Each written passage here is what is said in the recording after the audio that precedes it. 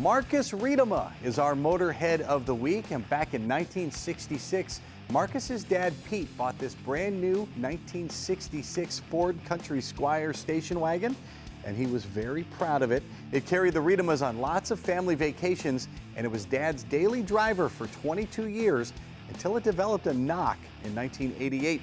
He parked it in the garage, and there it sat for 3 decades. When Pete's health began to decline in 2019, Marcus and his family set out to restore the car in his honor. And once the major mechanical stuff was done, Pete was able to go for a ride in his old pride and joy. Sadly, he passed away just a few weeks later, but Marcus has restored the car to its original glory so his children can connect to their grandfather and to their dad's childhood. And the result is what may be the world's finest example of a 1966 Country Squire. Do you love cars like Marcus and his father? Well, if you do, you could be our Motorhead of the Week. Just drop us a note at motorheadgarage.tv. We'll talk about you here on the show. We do this every single week here at Motorhead Garage, presented by DragonfireTools.com. We hope you come along for the ride next time. Until then, we'll see you. Drive safely.